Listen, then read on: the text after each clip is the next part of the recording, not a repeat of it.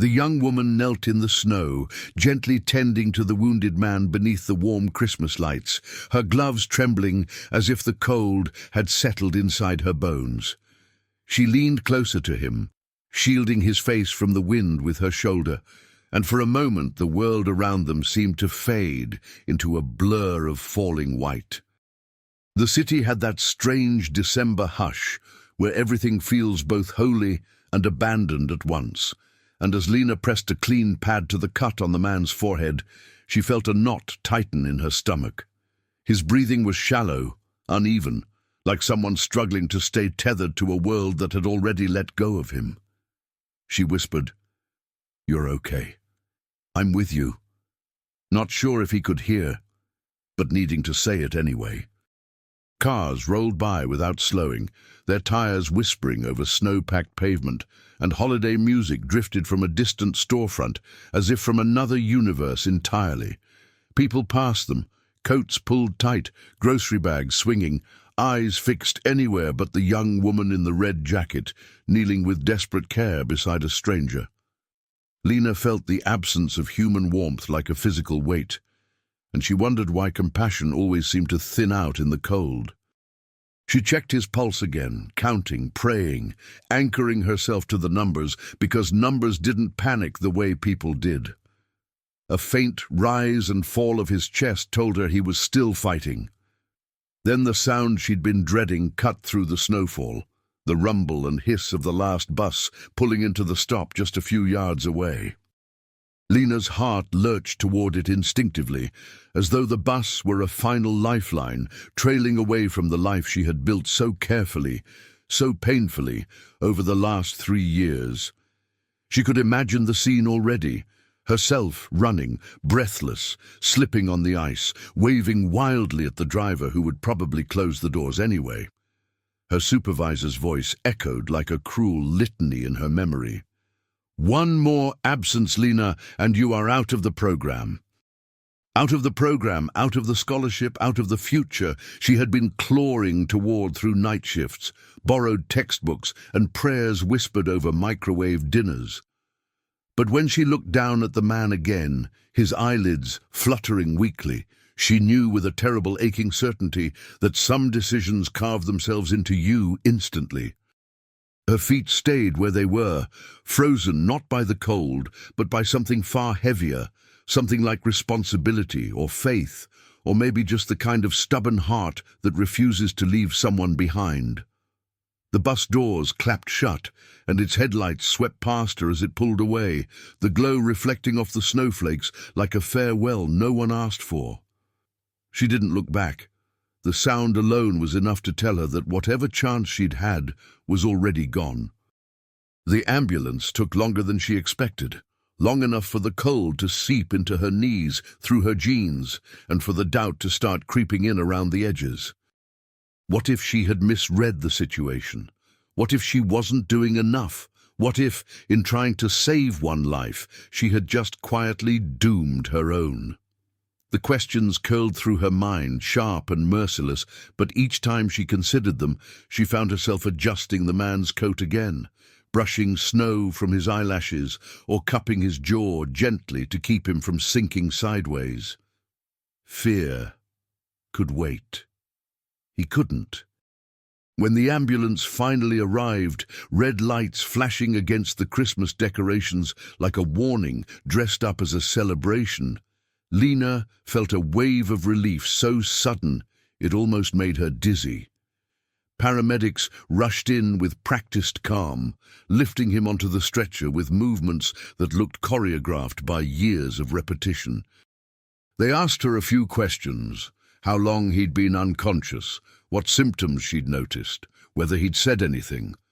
But most of her answers were swallowed by the wind or ignored in the urgency of the moment.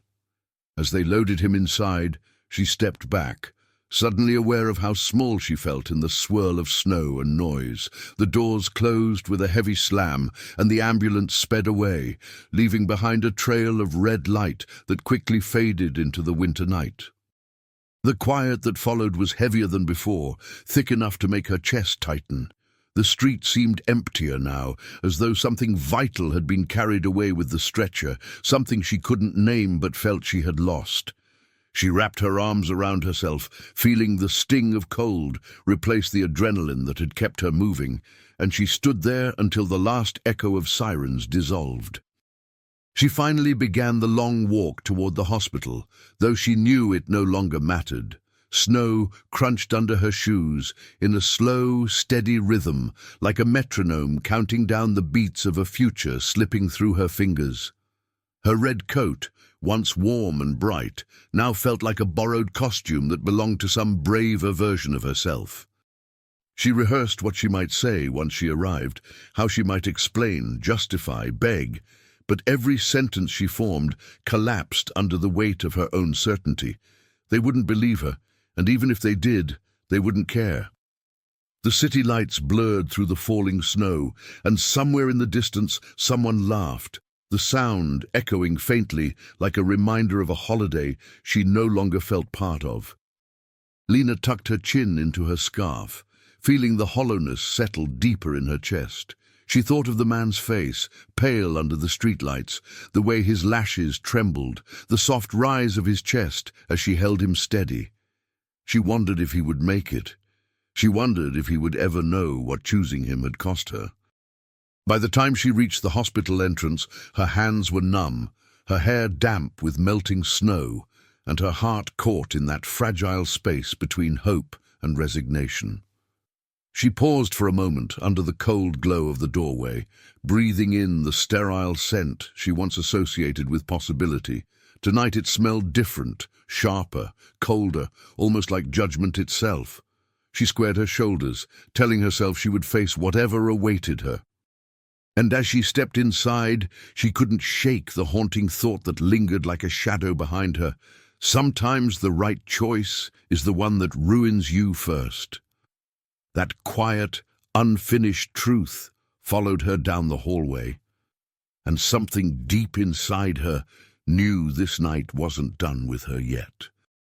Lena had always believed that hospitals felt alive at night, machines humming softly, whispered conversations drifting through half-open doors, the distant beeping of monitors marking time with mechanical patience. But as she walked through the main corridor, everything seemed unnaturally quiet, almost hollow, as though the building itself was holding its breath. She moved slowly, trying to warm her fingers against the strap of her bag, hoping her wet footprints on the polished floor wouldn't betray how long she'd been out in the storm. The fluorescent lights above her flickered once, just enough to make her wince, as if the universe wanted to underline her exhaustion. She swallowed the lump in her throat and kept going, her steps echoing more loudly than they should have in a place meant to soothe. There was no one at the reception desk, just a cup of cooling coffee and a stack of unfinished paperwork. So she stopped for a moment, letting the silence stretch around her in a way that felt both calming and accusatory. Her hair was still damp with melting snow, and a strand clung stubbornly to her cheek. She brushed it back with a trembling hand, trying to gather herself. She could already imagine the look on her supervisor's face, that mixture of disappointment and irritation she wielded like a scalpel. Lena had witnessed her carve confidence out of students with only a few carefully chosen words. Now she felt like she was walking into surgery without anesthesia. She turned toward the elevator, watching the digital numbers blink their way downward, each one slow enough to make her wonder if fate was deliberately stalling the inevitable. A nurse hurried by, pushing a cart, barely glancing at her, and something about that indifference stung more than open hostility. It reminded her of the street, of the crowd stepping around her as she knelt in the snow, of how easy it was for people to ignore a moment that changed someone else's life. Maybe she was foolish to expect otherwise. Maybe compassion was a quieter language than most people cared to speak. When the elevator doors opened, the warm air inside fogged slightly from the wet chill clinging to her clothes. Lena stepped in, pressing the familiar button for the third floor, and leaned back against the cool metal wall. She closed her eyes for a moment, letting her breath steady, replaying the image of the man's face beneath the street lamp. The pale skin, the trembling lashes, the faint warmth of his pulse against her fingers. She wished she knew his name. She wished she knew if he was alive, but wishes felt childish tonight, and childishness had no place in a building where hope had to fight for space beside grief. The elevator chimed, and when the doors slid open, the world felt smaller, sharper, like the walls themselves had been waiting to judge her. She could hear distant voices from the nurses' station, but further down the hallway, beyond the glass partition, she spotted her supervisor's familiar silhouette. The woman stood rigidly straight, arms crossed, a clipboard held like a shield against incompetence. Even from a distance, Lena could feel the disappointment radiating off her, cold and rehearsed. For a heartbeat, Lena considered turning around, letting the elevator swallow her back into safety, but running had never been her instinct. Not tonight, not ever. Her shoes squeaked faintly against the linoleum as she approached, each sound betraying her presence long before she reached the partition. The supervisor looked up, and Lena immediately wished she hadn't. There was no anger in the woman's face, only a sharp, sterile kind of irritation that told her the verdict had already been written. No explanation would soften it. No good deed could offset the crime of breaking protocol. Lena opened her mouth to speak, but the words dissolved before they reached her tongue, leaving her standing there like a child caught sneaking in after curfew. The supervisor didn't ask how she was. She didn't ask why Lena was late. She simply raised one eyebrow, just a fraction, just enough, and it cut through Lena more cleanly than any accusation. That tiny gesture said everything. You failed. Whatever the reason, you failed. Lena lowered her gaze, feeling heat creep up her neck, a sting of humiliation sharper than the cold she'd battled outside. She wished she could tell the woman that she had chosen life over rules, chosen humanity over timetables, but she knew how that would sound here. In the sterile world of clipped schedules and liability forms, the truth was just another inconvenience. A voice echoed faintly overhead, announcing a code in another wing, and the sound seemed to deepen the distance between them.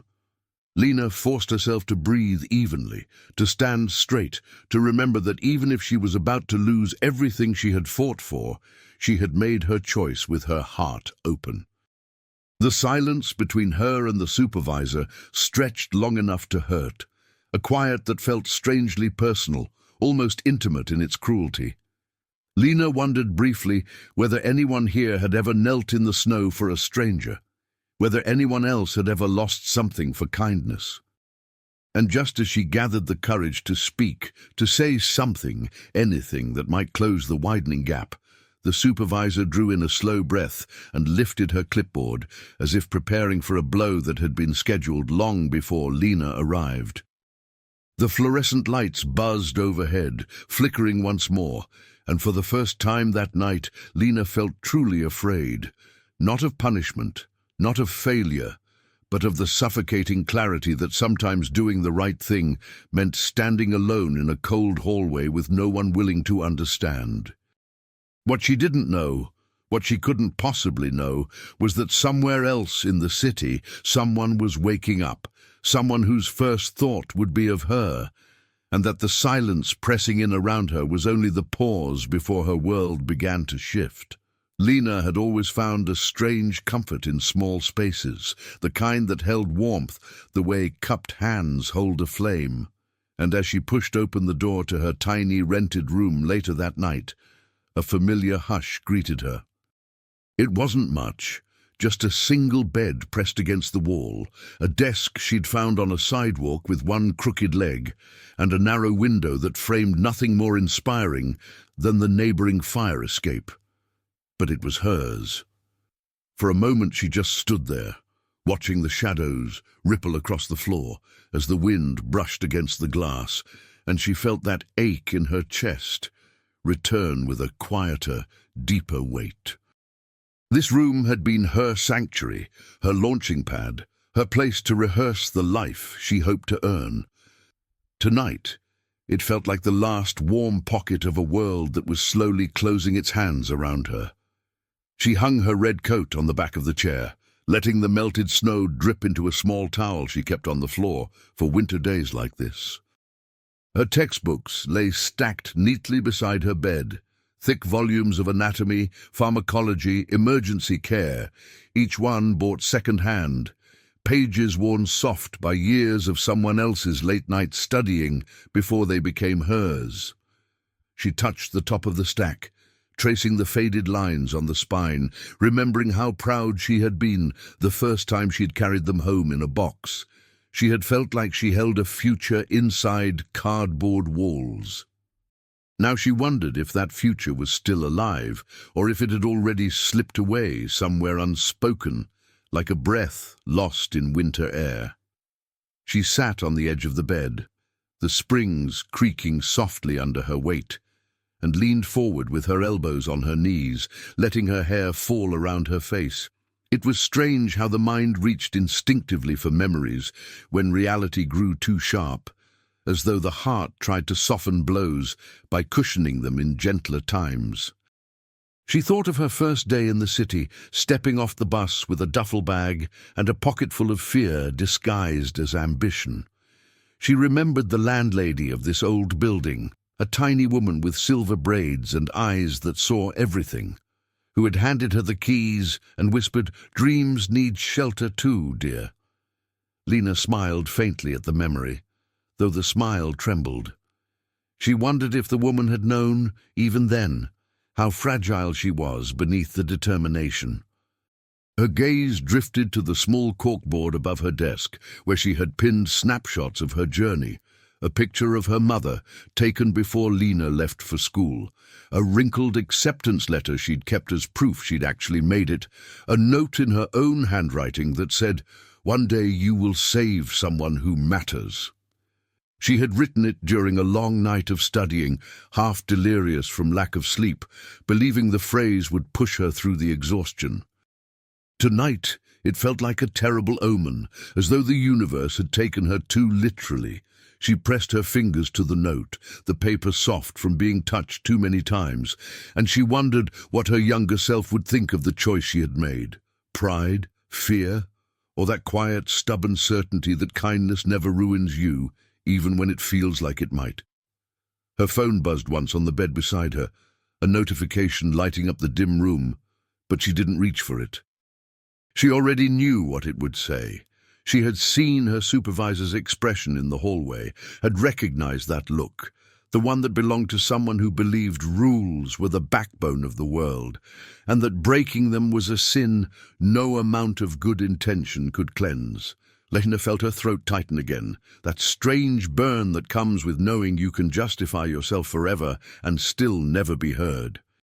She lay back on the bed, staring at the cracks in the ceiling she had memorized during other long nights, and she felt a kind of numbness settle over her, heavy and quiet. But even in her despair, memories kept rising, as if her mind refused to let her sink completely. She thought of the small victories she'd collected over the years, the first time a patient held her hand and whispered thanks, the night she stayed late to help an overwhelmed nurse during a winter flu surge, the old man who had told her she reminded him of his daughter. These little moments flickered through her like warm sparks, reminders that her path had never been about perfection or recognition, but about something deeper, something that felt very much like purpose. Maybe that was why losing it hurt so much. Maybe losing purpose felt a little like losing a piece of your soul. She turned onto her side, hugging the pillow close, and let her eyes rest on the snow drifting past the window outside. The night was quiet, but not empty. Snow has a way of softening everything, even harsh truths, even broken hearts. Lena wondered if somewhere out there, under another street lamp, the man she had helped was breathing easier. She wondered if he had made it to the hospital, if someone had taken over where she left off, if he had family waiting, or if he was as alone as she felt now. The thought tugged at something tender inside her, and for a moment she wished she could ask the universe for just one answer, just one sign that she had not sacrificed everything for nothing. Her eyes narrowed slightly as she noticed something taped quietly to the corner of the window, a small scrap of paper she didn't remember leaving there. She sat up, leaning closer, heart beating with an odd rush of curiosity. It was an old bus schedule she had tacked up months ago, mostly forgotten now, but as she looked at it in the dim light, she realized something strange. The time for the last bus, the one she had missed tonight, was circled in faint red ink. She hadn't done that. She knew she hadn't done that. The ink looked fresh, too fresh for something left by accident, and just as she lifted her hand toward it, a sudden, sharp knock echoed through her room.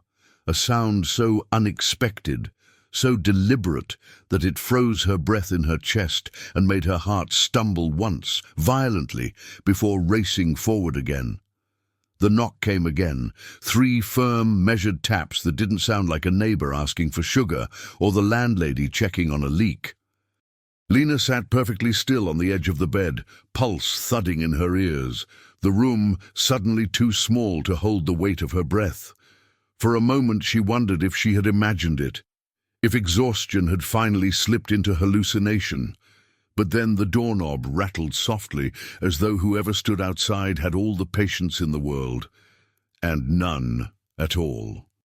She rose slowly, almost unwillingly, her legs unsteady beneath her, and crossed the room with a cautiousness she usually reserved for late-night shifts in unfamiliar wards. When she opened the door, the harsh corridor light flooded in, slicing through the soft shadows of her room, and there, framed in the doorway like a verdict, stood her supervisor. The woman didn't bother with greetings. She stepped inside with the confidence of someone who believed her presence alone was authority, the sharp scent of hospital antiseptic clinging to her coat. Her eyes swept the room with quick, assessing movements, lingering on the textbooks, the modest bed, the small signs of a life lived on scholarship money and borrowed time. Lena felt suddenly exposed, as though every flaw in the cracked paint of her walls reflected back on her character. The supervisor closed the door with a quiet click, sealing them into a space too intimate for the cold distance she carried. Her clipboard, a permanent extension of her arm, rested against her chest like a shield, and Lena braced herself for the blow she felt coming. "I waited for you," the supervisor said, her voice low, clipped, each word polished to an edge. "You didn't report in. Again." There was no accusation in her tone. Accusations required emotion. This was something worse. Disappointment sharpened into policy, a judgment without room for humanity. Lena opened her mouth to explain, but the woman raised a hand, silencing her as efficiently as shutting off a switch. "You knew the rules. You knew the expectations. This program is competitive, Miss Duarte. Some of your peers would give anything for the chance you're throwing away." Lena felt her chest tighten, a cold ache spreading beneath her ribs. She wanted to tell her everything, the snow, the man, the way his breath had faltered against her fingers, the terrible moment when she'd chosen a stranger's life over her own future. But she could see, even now, that the story would fall flat against the supervisor's steel composure.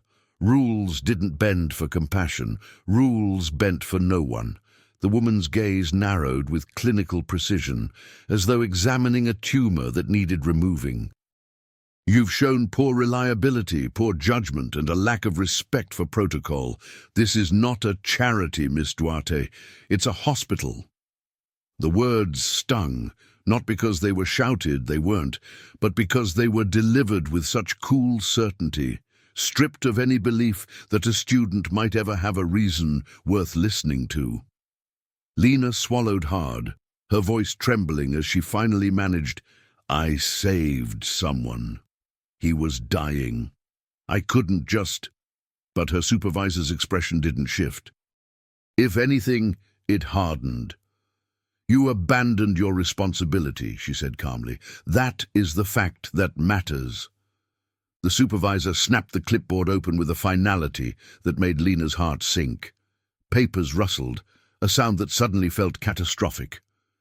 Effective immediately, your position in the volunteer program is terminated.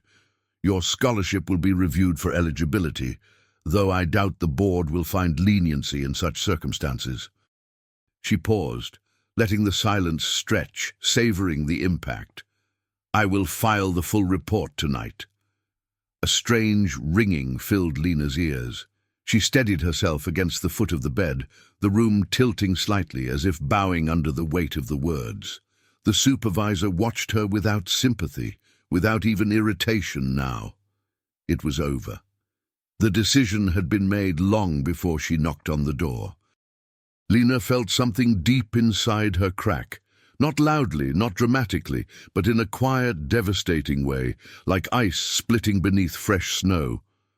The woman turned toward the door, placing one gloved hand on the knob before pausing, her voice drifting back with a cold detachment that made Lena shiver. You will receive formal notice by email in the morning.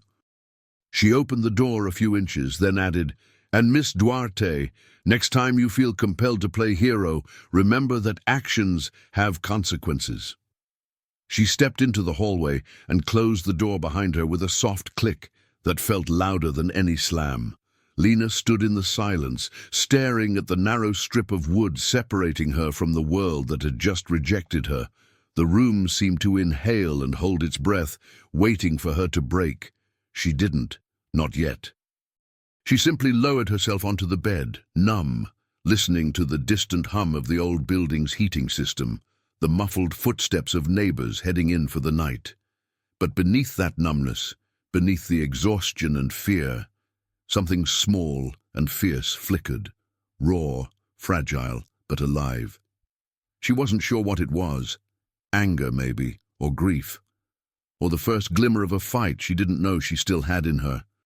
Whatever it was, it kept her awake long after the lights in the hallway had gone dark, and long before the world would shift again in ways she couldn't begin to imagine. Lena didn't sleep at all. She lay on her side until the pale winter dawn crept through the thin curtains, turning her room the color of watered-down milk. Her pillow was still damp where her cheek had pressed against it, but she didn't remember crying, only drifting in and out of a restless fog, her mind replaying the night like a film stuck on the wrong reel. When her phone buzzed on the bedside table, she didn't reach for it right away. She already knew what kind of message waited there, the kind that didn't bother with mercy, the kind that made the air feel heavier before you even read it. When she finally picked up the phone, her hands shook. The university header at the top of the email looked too clean, too official, like a stamp pressed onto the last page of a story she hadn't finished telling. Her eyes skimmed the lines. Discontinued from the program. Scholarship revoked. University standing suspended pending review. Failure to meet conduct expectations. Each phrase landing with a slow, deliberate cruelty. She read it 3 times, though the words didn't change, and by the end her breath came shallow, like the air had shrunk inside the room. She set the phone down with a quiet thud and pressed both hands to her face, waiting for the moment when the disbelief would fade into feeling.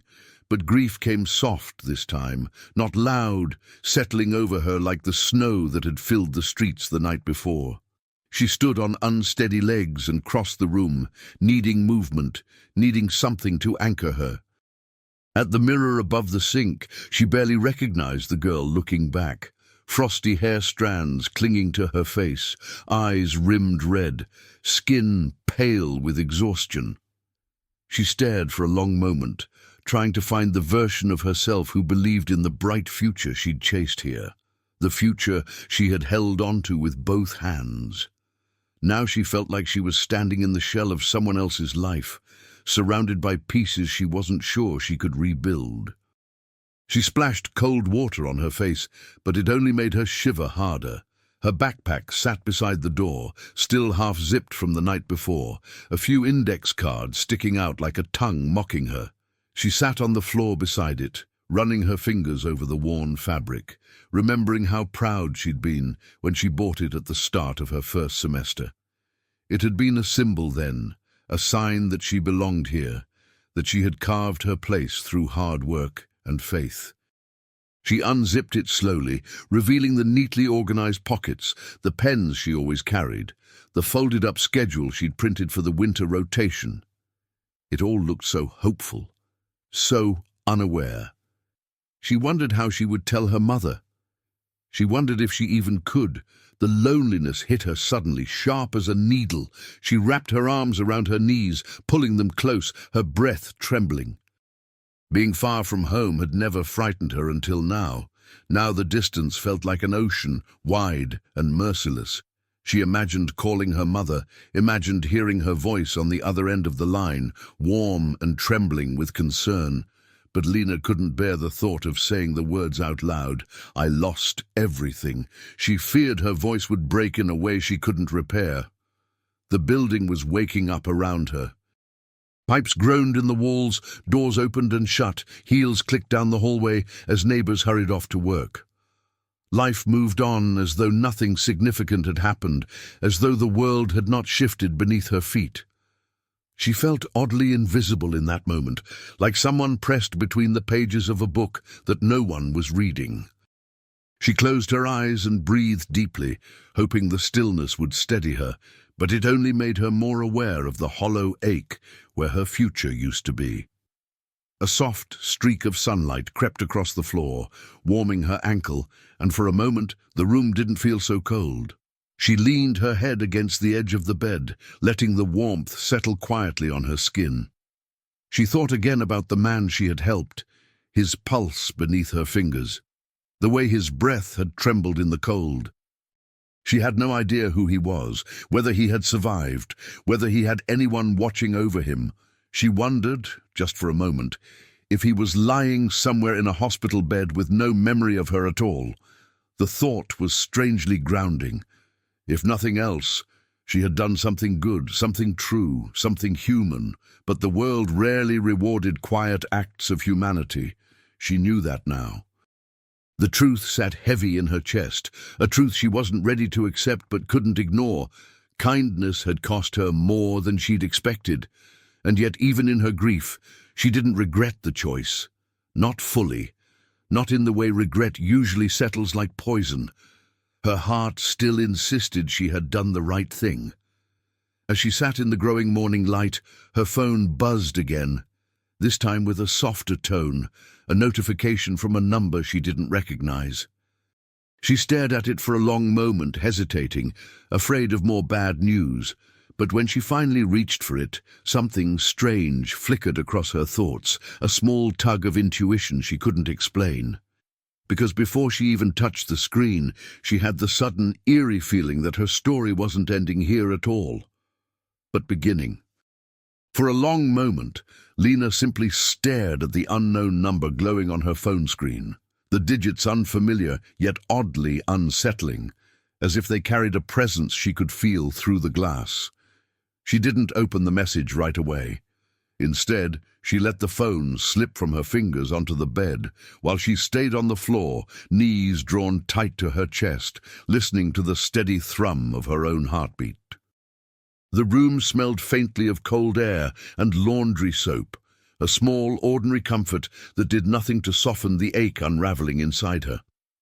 She rubbed her temple with the heel of her hand and breathed in slow, steady pulls, as though control could be summoned simply by breathing with enough discipline. But control wasn't what she felt. What she felt was humiliation, a deep, crawling kind of humiliation that seeped under the skin and left you unsure of who you were anymore. She rose from the floor carefully, as though any sudden movement might cause her to shatter, and crossed the room with aimless steps. Her reflection in the window was a silhouette against the street below, a blurred outline of someone who had tried and failed in a world that rewarded certainty more than compassion. Snow fell in lazy spirals, the kind that only appears when the storm has passed, but the cold refuses to leave, and she watched it for a long moment because watching was easier than thinking. A sharp knock echoed in the hallway outside, someone a few doors down, followed by muffled conversation, strangers moving on with their lives, oblivious to hers crumbling. The sound made her shoulders tighten. Pride was a strange thing, she realized. It could push you to work harder, study longer, sacrifice more. But it could also cage you, trap you in silence when you needed help, keep you from reaching for anyone in fear they would see how small you felt inside. Tonight, or maybe this entire winter, pride wrapped around her like a too-tight coat she didn't know how to shrug off. She picked up her coat from the chair, brushing away the dried crystals of melted snow, and ran her fingers along the frayed seam inside the collar. She remembered the day she bought it, how she had tried it on in a second-hand shop with mirrors that warped just enough to flatter, how she had felt brave walking out wearing red, as if courage could be stitched into fabric. Now it felt heavy, a symbol of a person she feared no longer existed. She slipped it on anyway, needing something familiar against her skin, something that might remind her she wasn't entirely lost. With a slow inhale, she finally reached for the phone on the bed. The unknown number waited patiently, indifferent to her hesitation. Her thumb hovered over the screen, and when she tapped it open, the message was short. Just one sentence, written with a strange formality that made her skin prickle.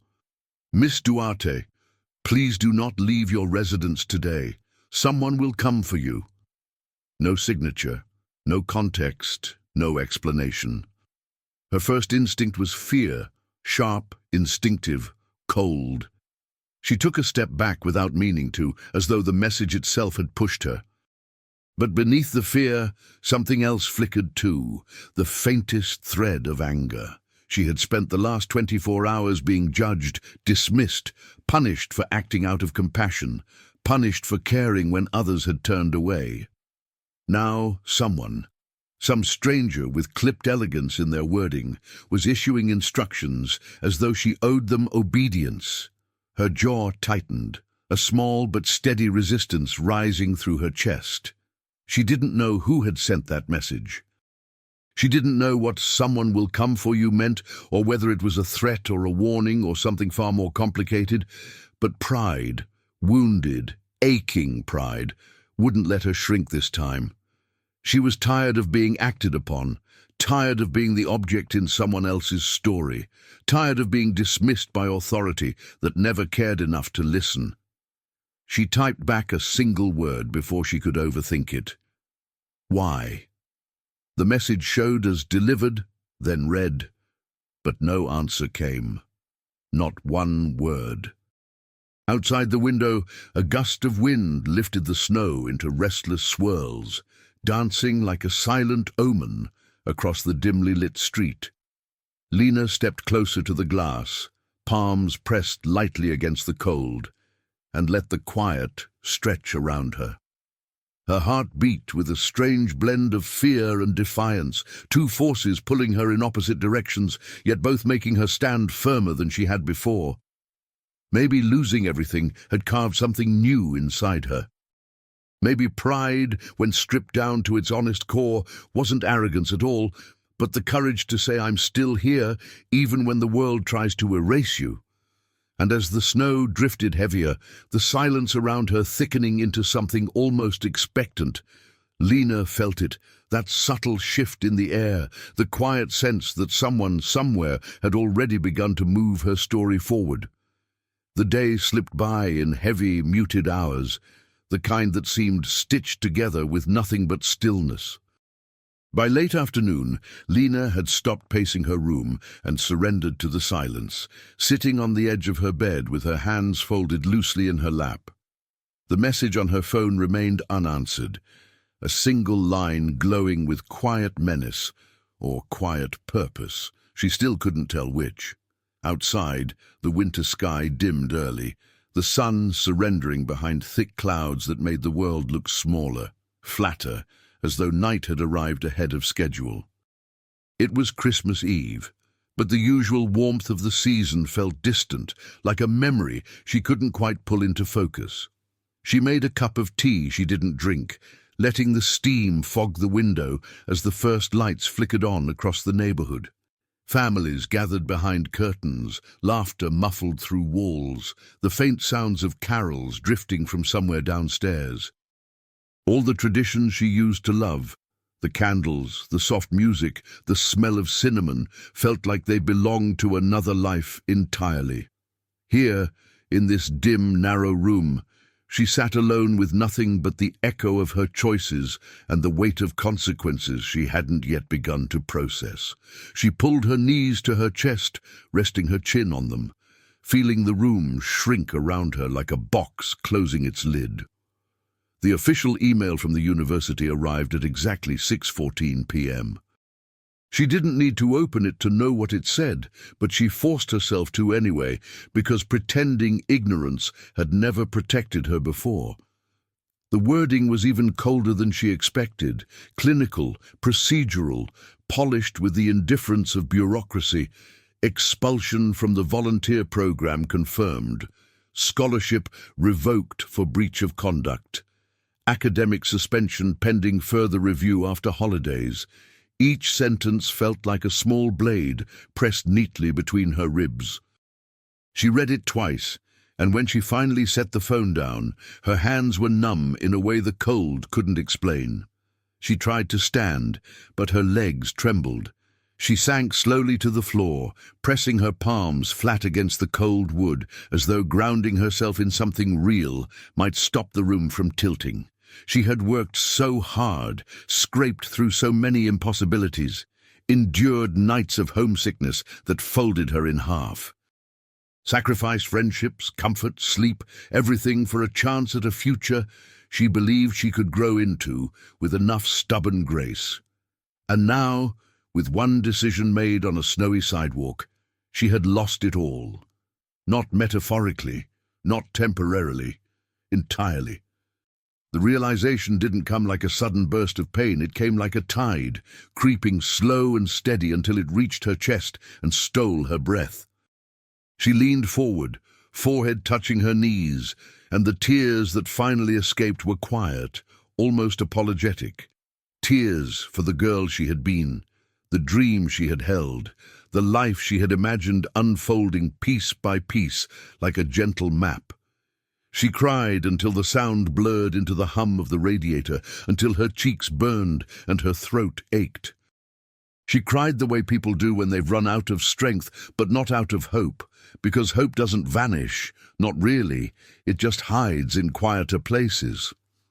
Night settled in fully, shadows stretching long across the walls, and she forced herself to stand again. Her legs wobbled, but she moved to her small dresser, searching for something to wear that felt like comfort. She pulled out an old sweater, soft, frayed at the cuffs, and slipped it on. The fabric smelled faintly of lavender detergent and the last winter she had spent at home.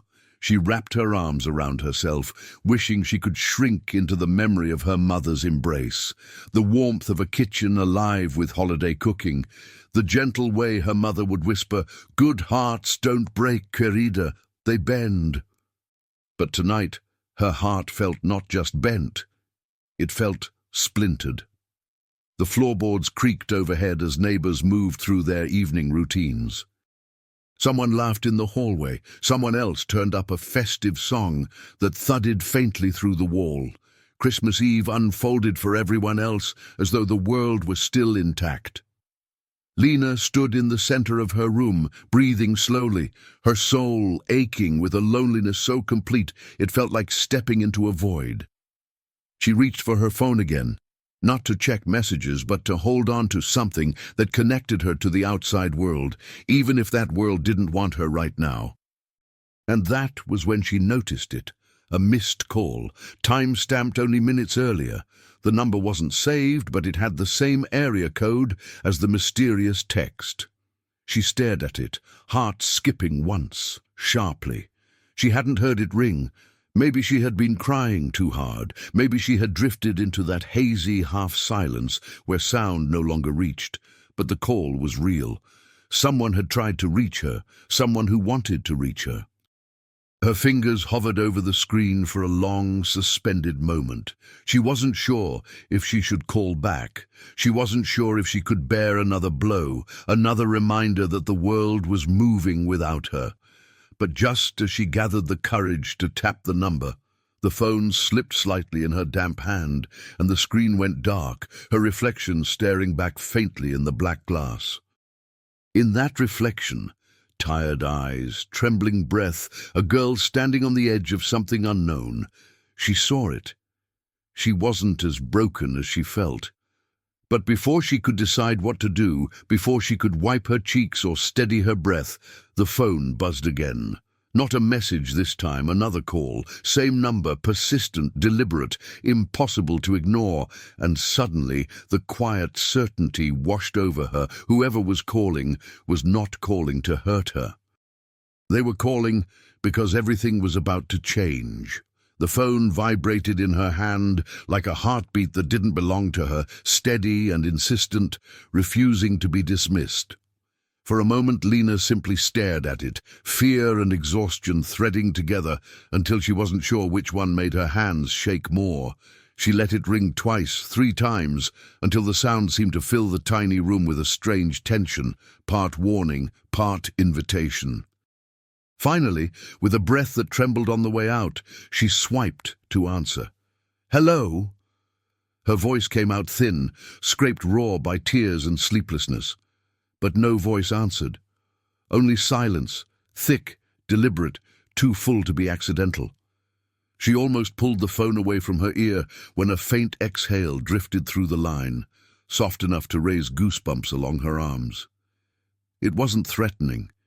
If anything, it sounded relieved.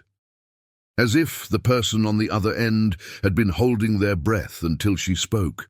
"Who is this?" Lena whispered. The silence lasted 2 seconds too long. Then the call dropped. The screen went dark again. Lena lowered the phone slowly, dread curling through her like smoke. She felt watched, but not in a way that suggested danger. More like someone was trying to be careful with her, too careful, like handling a fragile thing. She pressed a hand to her chest, steadying herself, and walked to the window. Outside, the night settled deep and quiet. The streets muffled by snow, the sky a heavy curtain of cloud that swallowed the moon. A few windows glowed warmly across the courtyard. Families preparing dinner, children running past tables, silhouettes weaving through Christmas traditions she no longer felt connected to. She pressed her forehead against the cold glass. The shock of it grounded her, pulling her back into her body. She tried to steady her breathing, but every inhale drew the question deeper into her mind. What if the man she saved hadn't made it? What if that call was something else entirely? A tremble moved through her, subtle but uncontrollable. She backed away from the window, folding her arms around herself as though she could hold her fears in place long enough to make sense of them. But the room seemed different now, smaller somehow, the corners darker, the silence deeper, as if something unseen had slipped inside with the unanswered questions. She needed to pray. She didn't think about it. Her knees found the floor on instinct, the way they had in childhood, when the world felt too big and she needed something steady to cling to. She clasped her hands together, fingers interwoven tightly, and closed her eyes. She didn't ask for miracles. She didn't ask for the truth or justice or redemption. She asked for strength. Strength not to break under the weight of uncertainty, strength to face the unknown without collapsing, strength to trust that her choice, however costly, had meaning. A soft warmth spread through her chest as she whispered the final lines of a prayer her mother used to repeat on difficult nights. "Guide me where my eyes cannot see." She opened her eyes slowly, the room unchanged but somehow gentler, as though her whispered words had softened the edges of her fear. Still on her knees, she noticed her red coat hanging over the chair. its fabric catching the faint glow of the lamp. She reached out and let her hand rest on it. This coat had been with her through every hardship, every late-night shift, every winter walk home. Tonight, she felt the urge to fold it over her shoulders like armor. She needed something to hold on to, even if it was just fabric. She rose slowly, slipping into the coat and letting the familiar weight settle around her. The scent of cold air still clung to it. She wrapped her arms around herself and sat on the bed, listening to the radiator hum its uneven lullaby. Hours slipped by like thin pages turning, and with each one the room grew quieter, the silence thickening into something solemn. Her mind drifted, back to the man in the snow, to the tremble of his breath, to the way fate had seemed to tug at her coat, pulling her away from the bus and toward him. She wondered if he was alive somewhere, if he remembered her face, if he had any idea what choosing him had cost her. And then a more unsettling thought crept in. What if he did? What if that call had been from him or someone connected to him? The question hung in the air, fragile, impossible to chase away. She lay back on the bed, her red coat still wrapped around her, and stared at the ceiling. The cracks above her seemed to shift in the dim light, forming shapes she couldn't quite make out, like a map or a constellation, or nothing at all. Her breath slowed, exhaustion finally tugging her toward the edge of sleep, and just as her eyes began to close, the phone on her nightstand buzzed again, not a call this time, but a message.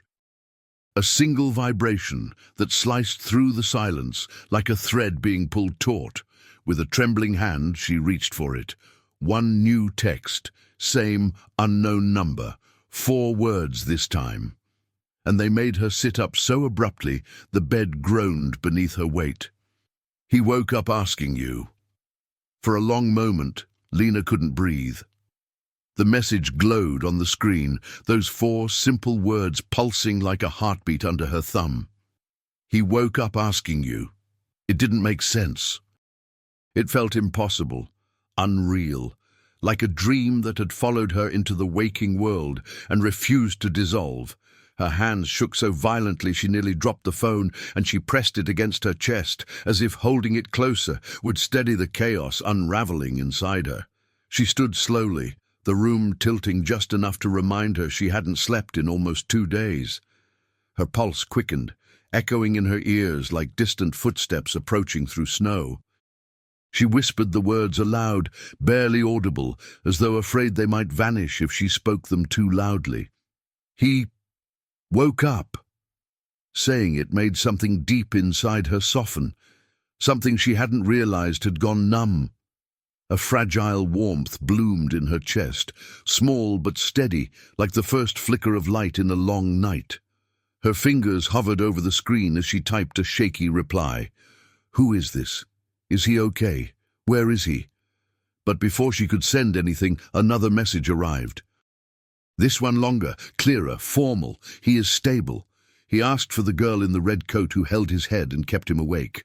Do not leave your residence. Transportation will arrive shortly. You are safe. Safe. The word wrapped around her like a blanket. She wasn't sure she trusted yet. She sat on the edge of the bed, clutching her coat tighter around her. Her breath fogged faintly in the cold air as she tried to piece together something that resembled logic. If he was stable, it meant her instincts had been right. Her training had mattered. She had kept him conscious long enough for help to arrive. A sudden, unexpected swell of relief washed through her, so strong it pulled a small, broken sound from her throat. With it came the realization that she had been carrying a quiet terror since the night in the snow, the terror that he might not have survived, that her sacrifice had been in vain. But he had survived, and he remembered her. She pressed her hands to her eyes, letting herself sink into that fragile relief, letting it settle into the places hollowed by despair. For a few precious seconds, she allowed herself to feel something she hadn't felt since everything began to fall apart. Hope. Thin. Wavering. But real. A soft, scraping noise pulled her from the thought. Something had been slipped under her door. She froze, then approached with cautious steps. A small envelope lay on the floor, ivory-colored, without a name written on it. She bent down, picked it up, and felt the faintest tremor of anticipation run through her. The paper was thick, expensive. Nothing like the flyers or notices she usually found slid under that door. She opened it slowly. Inside was a brief note, written in an elegant hand that looked almost old-fashioned. "Thank you for saving a life that mattered more than you know. Please be ready within the hour." No signature. No time, no explanation. Just the truth she had been aching to hear. Someone knew, someone saw, someone cared. Her breath hitched. She looked around the room, her small sanctuary of struggles, the place where she had cried, broken, doubted everything. And now, somehow, this same room felt like a threshold. A doorway into something she couldn't yet imagine but could feel approaching like distant thunder. She found herself moving on instinct, smoothing her hair in the mirror, wiping away the last streaks of exhaustion from her cheeks. She didn't know who was coming. She didn't know what they wanted. But for the first time in days, she felt a reason to stand a little straighter. A faint vibration buzzed against the window. She lifted the curtain and looked out into the snowy courtyard below. A large black SUV had just pulled into the lot, its headlights cutting through the winter dusk like beacons. It idled there, quiet, waiting, with the unmistakable air of something official, something deliberate. Her heart thudded once, hard enough to echo through her entire body. Someone had come for her, just like the message promised. And as she stood in the soft glow of her small, dim room, watching the vehicle that would pull her into a future she couldn't yet see, Lena felt it, powerful, gentle, undeniable. Her story was no longer drifting. It was moving toward her.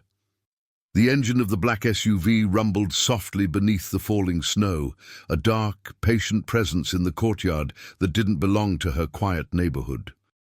Lena stood frozen at the window, breath fogging the glass as she watched the vehicle idle with the kind of confidence that suggested it did not wait for anyone, except, impossibly, for her.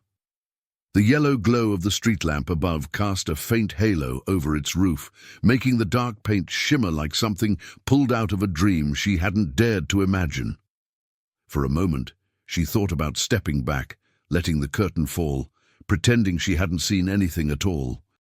But the note on her bed still trembled with meaning, and the messages on her phone had cracked open something inside her, something that refused to retreat now. She grabbed her red coat from the chair, slipping her arms through the sleeves with a steadiness she didn't feel.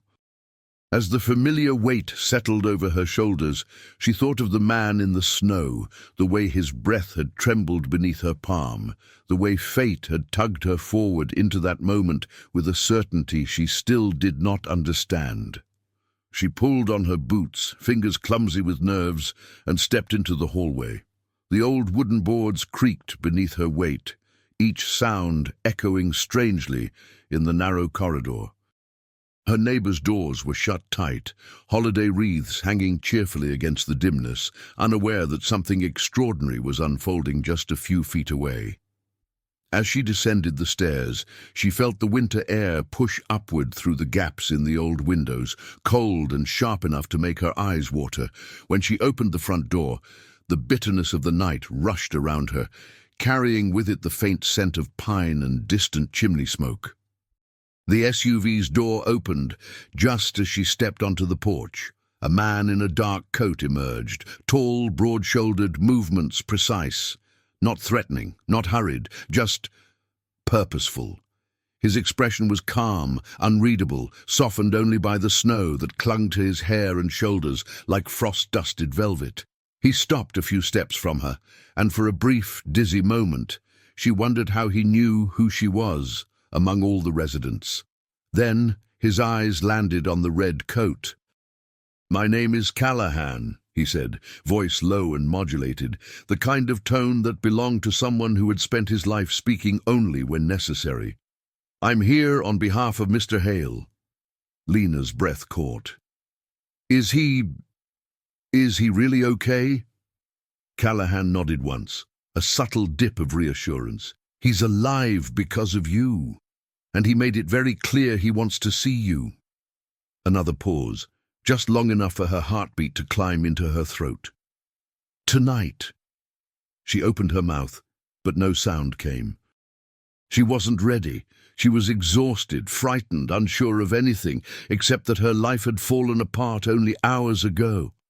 And yet something in the man's tone, measured, unwavering, told her there was no reason left to run.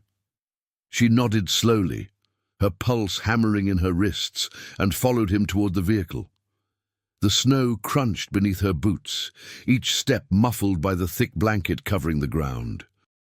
The SUV loomed larger than she'd expected, gleaming under the streetlight, its windows tinted to an inky black that concealed whatever waited inside. Callahan held the door open for her.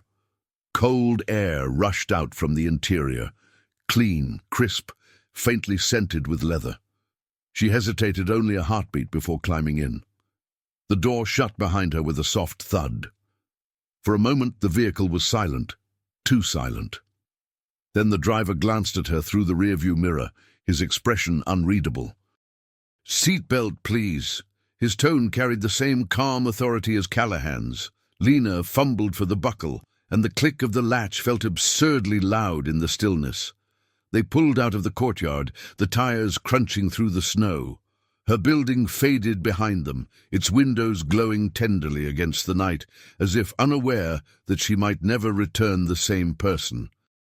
The city stretched out in quiet layers, empty sidewalks, shuttered shops, wreaths hanging bravely on doors, despite the cold. The world looked peaceful, but inside her chest everything was restless, swirling like a storm trying to find a place to break. She pressed her hand to her coat, grounding herself, and finally whispered, "Why does he want to see me?" Callahan didn't turn around. He didn't need to. His voice carried a certainty that slid under her skin and lifted the hairs at the back of her neck. "Because you saved his life," he said simply, "and because he intends to change yours." Lena's breath faltered.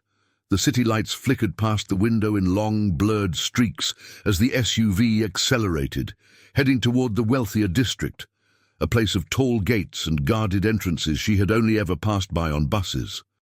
Her heart quickened with a mixture of disbelief and fear, her stomach curling into a tight, trembling knot. Then, as they turned a corner and the road widened beneath them, she looked up through the windshield and saw the dark, sleek silhouette descending from the sky. A helicopter, its rotor blades cut through the night with a low, rhythmic thrum that vibrated through her entire body. The aircraft lowered toward a private helipad glowing with cold blue lights, landing gently as if guided by invisible hands. Her pulse surged. This wasn't a simple visit. This wasn't gratitude. It was destiny, returning to her in the loudest, clearest way possible. And as the SUV rolled to a stop at the edge of the helipad, snow swirling around it like a curtain of white fire, Lena realized with a shock that stole the air from her lungs. Her life was no longer falling apart. It was being summoned. The helicopter's blades slowed from a roar to a deep resonant pulse, the wind they had stirred finally settling into a soft swirl around the landing pad. Lena stepped out of the SUV with hesitant feet, her red coat flaring gently behind her in the downdraft. The night was cold enough to sting her skin, but she barely felt it, her senses sharpened by disbelief, by the surreal certainty that she had just crossed some invisible threshold between the life she knew and the one she could no longer avoid. The blue landing lights glowed against the snow, casting long shadows that danced strangely as the rotor blades spun their final slowing turns. Callahan guided her forward with a slight gesture, more respectful than commanding. "He's inside," he said, though the words barely reached her over the hum still vibrating through the ground. Lena took a breath that fogged immediately in the air, her heart thudding so loudly she wondered if the security team could hear it over the dying engine of the aircraft. The helicopter door opened with a soft mechanical hiss, and the interior light spilled out, a warm contrast to the blue, glacial shadows outside. The man who emerged did not look anything like the fragile figure she had cradled on the snow-covered sidewalk. He stood tall, steady, dressed in a black wool coat that fell neatly to his knees, the collar turned up against the cold. His hair, dark with a streak of silver near the temple, was neatly combed back, and his posture carried the calm assurance of someone accustomed to commanding rooms far larger than this frozen landing pad. 2 bodyguards flanked him, but he waved them off with a quiet motion of his hand. Then he locked eyes with her, and in that instant, the noise, the cold, the night, everything fell away. "Miss Duarte," he said softly, as though tasting the name to make sure it hadn't been a dream. "You found me when no one else did." Lena's breath caught, her chest tightening as recognition washed over her. Not of his identity, but of that flicker in his eyes. The same flicker she'd seen beneath the streetlights when he'd struggled to stay conscious. He stepped closer, the crisp lines of his coat shifting with each measured movement, and though his expression was calm, something raw lived beneath it, something unguarded and almost vulnerable. "I'm Elias Hale," he continued, "and I believe my life was placed in your hands for a reason." Elias Hale. The name hit her like a gust of wind. Even she, tucked away in her world of textbooks and volunteer shifts, knew that name. It belonged to headlines, to charity galas and corporate negotiations, to a man whose wealth was whispered in the same breath as presidents and kings. The sort of man who lived in a world she had only glimpsed from bus windows and fading magazine covers at grocery checkout lines. But here he was, standing before her as though she were the only person worth seeing. Lena swallowed hard, unsure what to say. I just did what anyone would have done." A faint smile tugged at the corner of his mouth, but his eyes told her he didn't believe that. "No," he said gently. "No one else did." The words held no accusation toward the world, just a quiet truth that pressed into her heart with unexpected weight. Elias took another step toward her, slow, careful, as though he didn't want to startle her. Snowflakes landed in his hair, melting instantly against the warmth rising from his skin. "I woke up asking for you," he said, voice soft but steady, "not because I remembered your face clearly, but because I remembered your hands, the way you kept my head steady, the way you spoke to me so I wouldn't slip under." His gaze dropped for a moment, as though the memory still clung to him in ways he wasn't ready to explain. "You didn't know who I was. You didn't hesitate. You stayed." Lena felt the heat rise to her cheeks, embarrassment mixing with a strange, blooming ache she couldn't name. She wanted to look away, but something in his expression, part gratitude, part something deeper, held her still. Then Elias inhaled slowly, and his posture shifted, tension threading subtly through him. "There's something you should know," he said. "Something that happened the night you found me." A gust of wind swept across the landing pad, scattering snow around them like fragile sparks. His eyes darkened, not with anger, but with the weight of something complicated, something dangerous. "The attack on me wasn't random." His voice dropped lower, more solemn. "It was orchestrated, calculated, and the people behind it are the same people who sit on the hospital board, including the supervisor who humiliated you." The words struck her like a cold blade. Her breath faltered, a sharp sting blooming in her chest. The hospital board.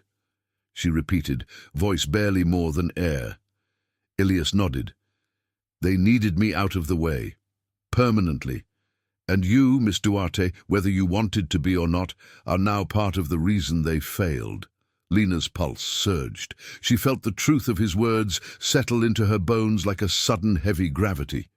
Everything inside her tightened, not with fear, but with a mix of outrage and dawning understanding. So when they punished you, Elias continued, when they stripped you of your scholarship, your future, it wasn't about rules. His eyes locked with hers, fierce with quiet fire. It was about silencing an inconvenience. A rush of cold swept through her, but not from the winter night. Her world, already cracked, shifted again, this time with a clarity that burned. Elias stepped closer, close enough that she could see the faint bruise still darkening beneath his collar. I didn't come here tonight to thank you, Lena. Her heart stopped. He leaned in slightly, his voice lowering into something that trembled with purpose. I came here because your life was destroyed for saving mine. And I won't let the people who did that walk away. The words hit her like thunder, quiet, controlled, but unmistakably world-shifting. Before she could respond, before she could even breathe, he added, almost in a whisper, and because this story isn't just about what happened to me, it's about what's about to happen to you. A chill ran down her spine, not from fear, but from the first real sense of justice beginning to stir. And in that charged moment, under the falling snow and the fading thrum of the helicopter, Lena understood. Nothing would ever be the same again. The ride from the helipad to the private residence felt unreal, too smooth, too silent, too far removed from the ordinary world Lena had belonged to only hours earlier. The thick evergreens lining the long, winding driveway were coated in fresh snow, their branches bending slightly under the weight, glistening beneath discreet ground lights that illuminated the path in a soft, golden glow. The SUV moved slowly, deliberately, as though carrying something fragile. Inside, Lena sat between Callahan and the window, her hands clasped tightly in her lap, her heart still trapped in the echo of Elias Hale's words, "Your life was destroyed for saving mine." She replayed the revelation like a pulse, steady, undeniable, terrifying. The hospital board, the attack, the deliberate attempt to silence her, the pieces aligned with a clarity that made her stomach turn, not from fear, but from a deep, righteous anger she hadn't let herself feel until now. As the car approached the sprawling mansion, perched on a hill, its windows glowing warmly against the winter night, she felt the first stirrings of something she hadn't felt in days: resolve. The SUV came to a stop beneath an arched stone entranceway, where a massive wooden door, carved with a pattern of soaring birds, waited as though guarding a different world. Callahan stepped out first, motioning for her to follow. She hesitated for a heartbeat, gripping the strap of her coat, then stepped into the cold night air. The door opened before she reached it. Inside, the mansion felt surprisingly warm, not in the showy, sterile way rich homes sometimes project, but in a lived-in, intentional way. Soft lighting glowed along the high ceilings, and a fire crackled gently in a distant room. She followed Callahan through a long hallway, lined with abstract paintings, her boots clicking softly against the polished floor. They approached a set of tall double doors that stood slightly ajar, warm light spilling from within. Callahan gestured toward them.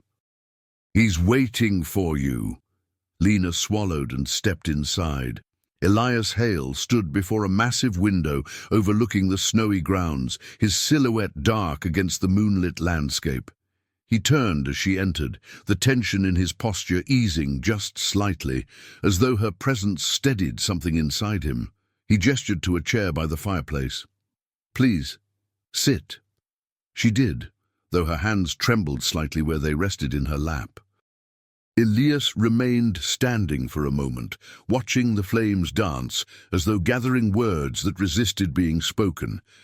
When he finally sat across from her, his gaze fixed on hers with a weight that made her spine stiffen in instinctive self-defense. "You deserve to understand exactly what's happening," he began. "The night you saved me, I was returning from a meeting with the state health director. We were finalizing a review of corruption complaints involving several members of the hospital board." He paused, letting the meaning settle. "They knew, and they acted first." Lena's heart pounded. "But why me? Why punish me?" His jaw tightened. "Because you became a problem they didn't anticipate. You kept me alive long enough for the truth to matter. If I had died—" He exhaled sharply. "The investigation would have died with me. And you were the only witness to what state I was found in." "But I didn't know who you were," she whispered. "That's exactly what makes you dangerous to them," he replied softly. "You weren't part of their world. You couldn't be bribed, manipulated, or silenced quietly. So they did the next best thing. They discredited you, revoking your scholarship, ending your career before it began, eliminating the credibility of the only person who could contradict them." Lena stared at the fire, the truth settling into her bones with a cold, sharp precision. Anger simmered beneath her ribs, not loud, but steady, gathering strength like a coal burning hotter the longer it's left untouched. Elias leaned forward, elbows resting on his knees. "Lena, I've been fighting people like them my entire adult life. But I've never fought beside someone who had nothing to gain and everything to lose." His voice dropped. "Until now." She looked up, and something in his eyes, pain, gratitude, purpose, held her breath against her lungs. "I'm not asking you to risk anything more," he continued, "but I need you to tell me everything you remember from that night. Every detail, every sound, every face, because the only way to expose them is with the truth, and you're the only person who still carries it." Lena's pulse quickened. She knew what he was asking. She knew the weight of it. She also knew that walking away meant letting the people who crushed her walk away untouched. "I can help you," she said quietly, surprising herself with how steady her voice sounded. "But I won't do it for revenge." He nodded, absorbing her words with solemn respect. "Then why?" She took a breath, feeling the truth rise through her like a flame. "Because no one should be punished for choosing compassion," she paused, "and because they shouldn't do this to anyone else." Elias exhaled slowly, as if releasing tension he had carried since waking in the hospital bed. "Then we fight." A knock broke the moment. 2 sharp taps at the door. Callahan entered, a folder in hand. "It started," he said. "The board filed a statement tonight. They're claiming Miss Duarte endangered a patient earlier this week." Lena froze, shock ripping through her. Elias's expression hardened into something fierce. "They're trying to erase her completely." Callahan nodded. "And they're moving fast." For a moment the room felt unbearably still. Then Elias stood towering in front of the fire, his voice low and resolute. "Enough. They came for me. They came for her." His jaw set with quiet, controlled fury. "Tomorrow morning we go to them." He glanced at Lena, not with pity, not with protection, with partnership. And as the flames cast long shadows across the room, Lena felt the tremor of fear give way to something stronger, something steady, determined, quietly relentless. The first spark of justice, a spark that would burn brighter than anything the board had ever feared. Tomorrow, everything would change.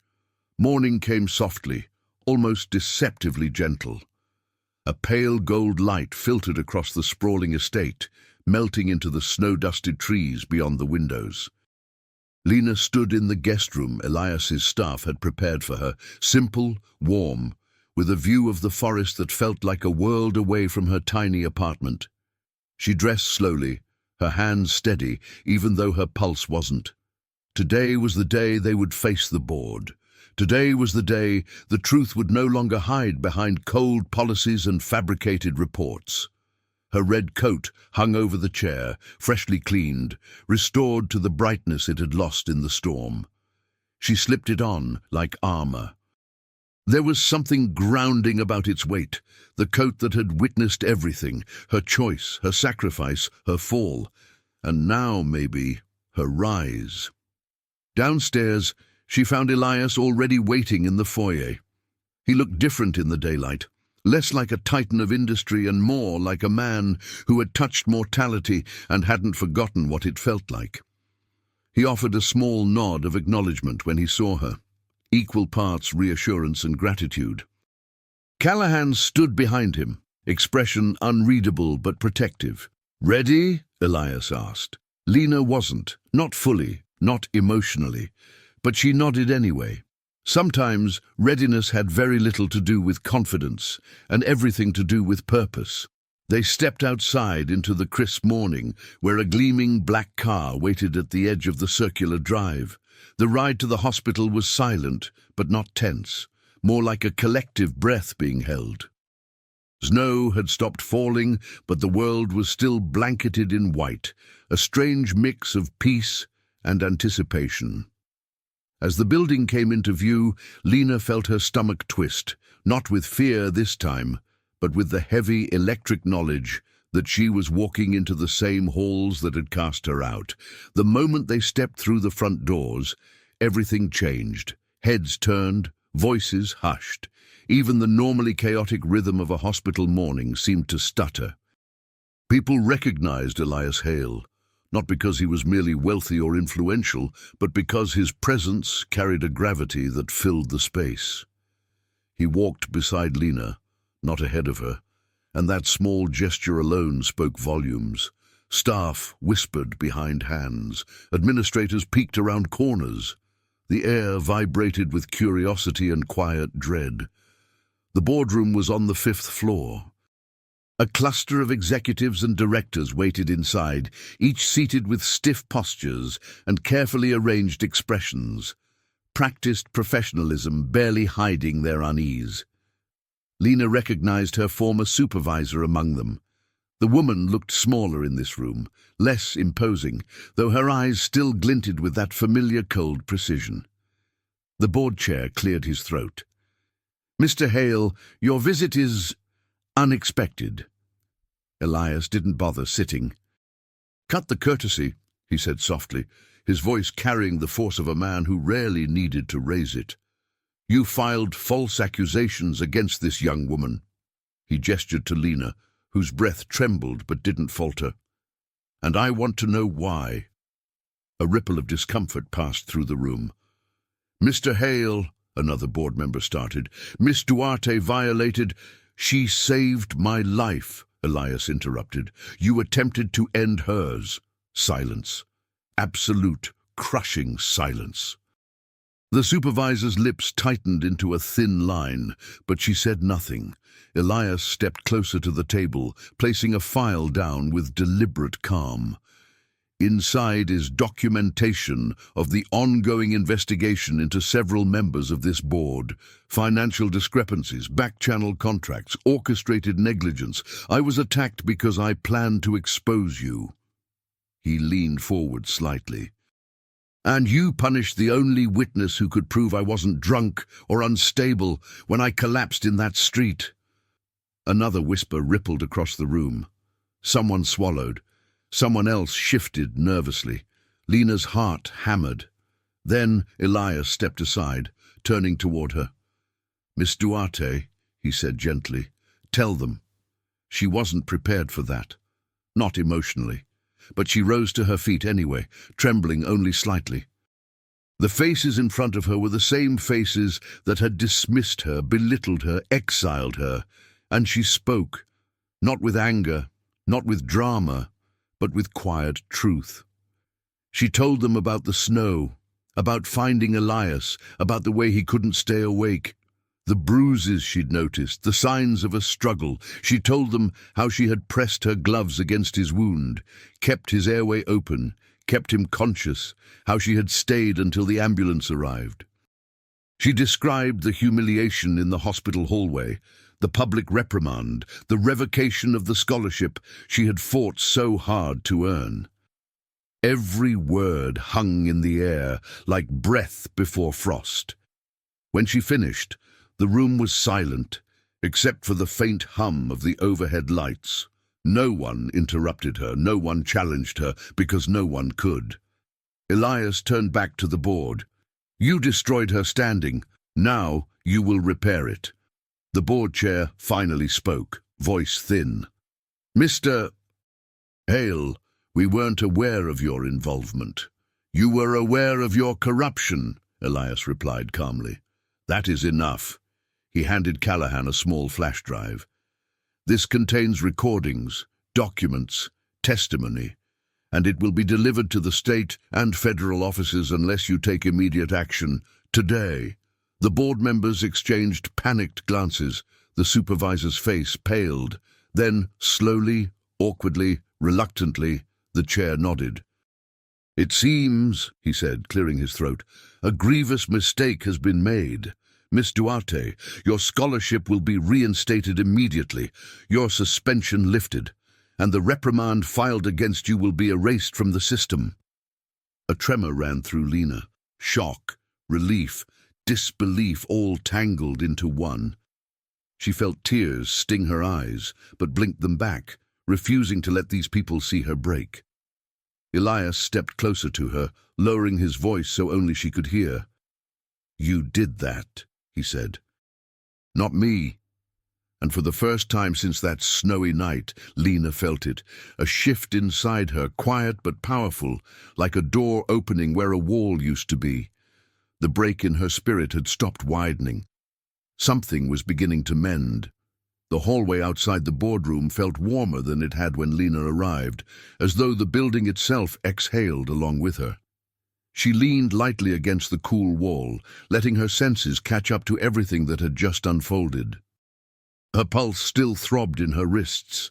Her breath still carried that trembling edge of disbelief. She wasn't sure how long she stood there, seconds, minutes, maybe longer, before Elias stepped out of the boardroom behind her, closing the heavy door with a quiet, definitive click.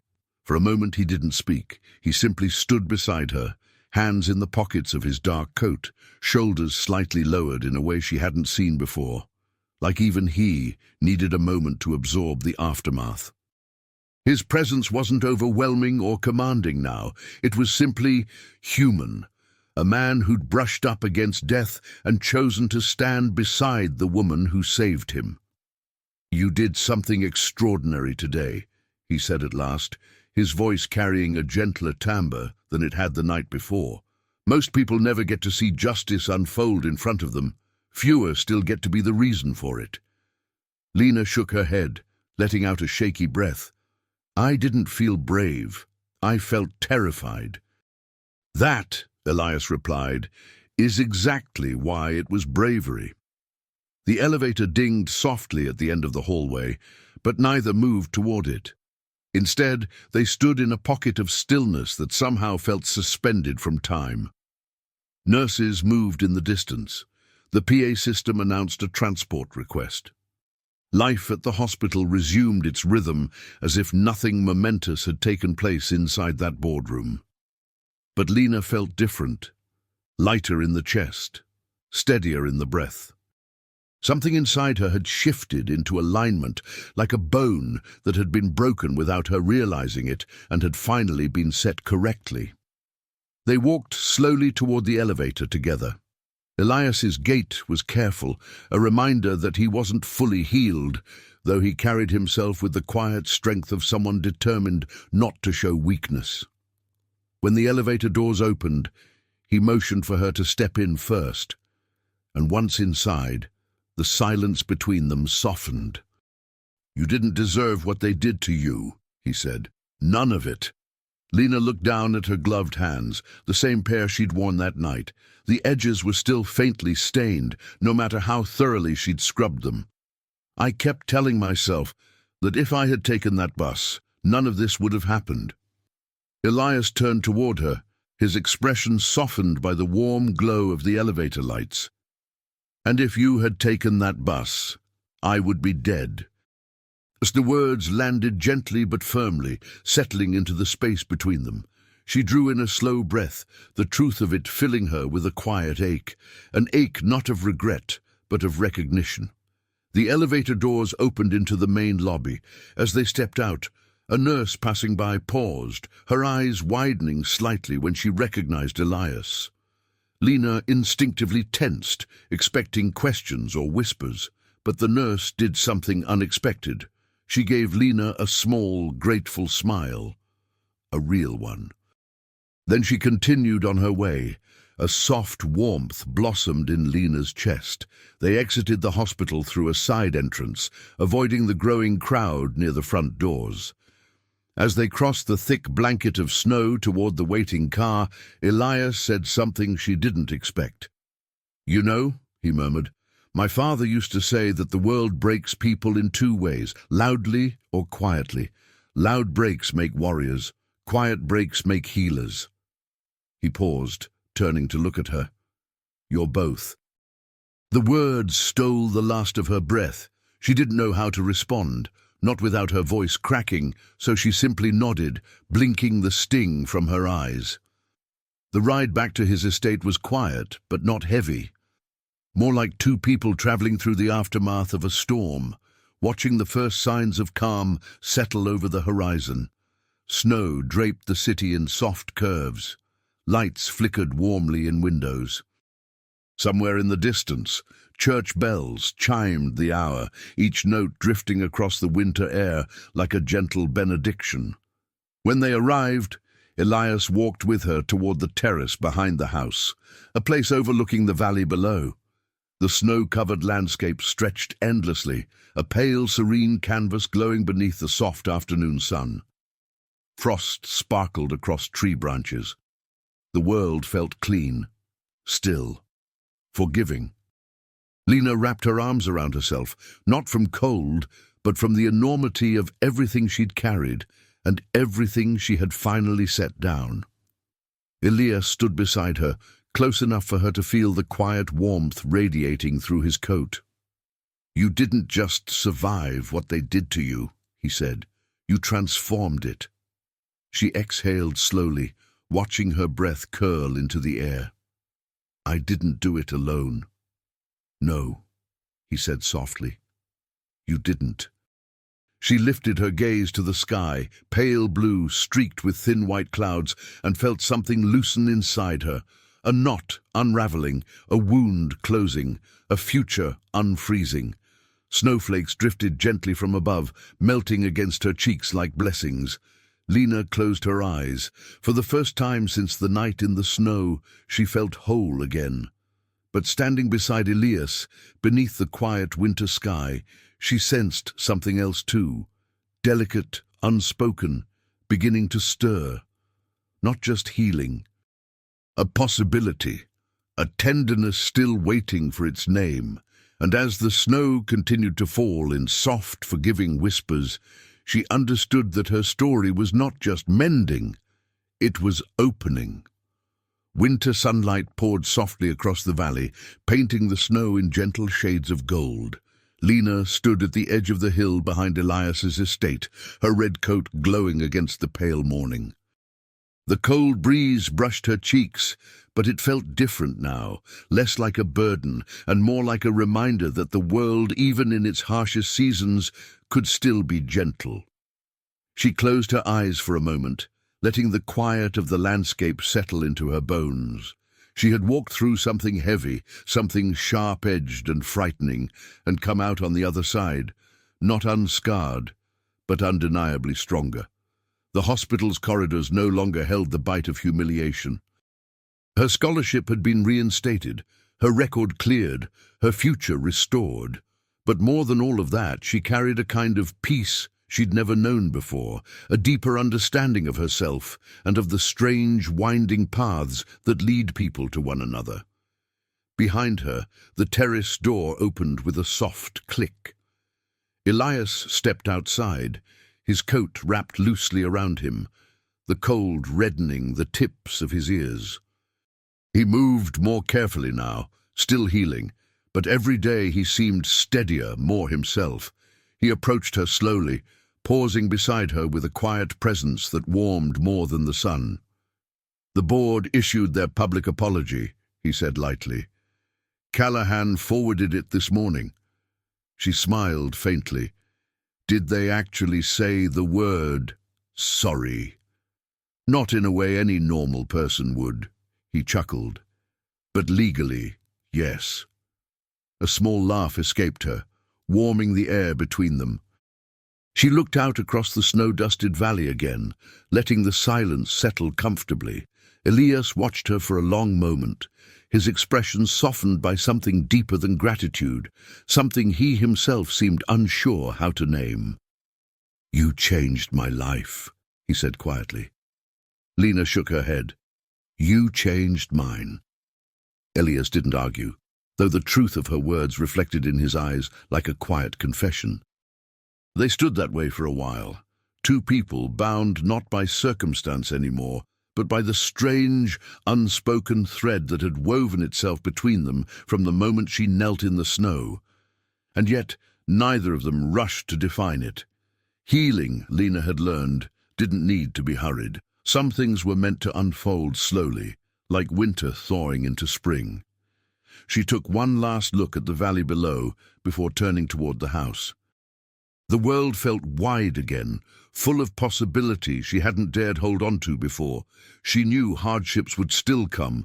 Life always found new ways to test the soul. But she knew something else now, too. She would face them standing tall. Because kindness hadn't ruined her, compassion hadn't broken her, they had shaped her into what she always hoped to become. As she stepped inside, Elias walked beside her, no longer out of necessity or protection, but out of respect, out of choice. Out of something growing quietly in the space between them. The warmth of the home embraced her as she settled near the hearth, snow melting off her coat. Lena let her hands rest over the slow, steady beat of her heart. A heart that had been tested. A heart that had bent but not broken. A heart now open to whatever came next. Before the scene faded into its soft, peaceful hush, she lifted her gaze, offering a final thought to the world, to anyone out there who had ever been made to doubt the worth of their own goodness. If this story touched your heart, leave a heart in the comments and subscribe for more stories about kindness and redemption. And with that gentle invitation, the snow continued falling outside, quiet, forgiving, endless, as Lena Duarte stepped forward into the next chapter of a life reclaimed.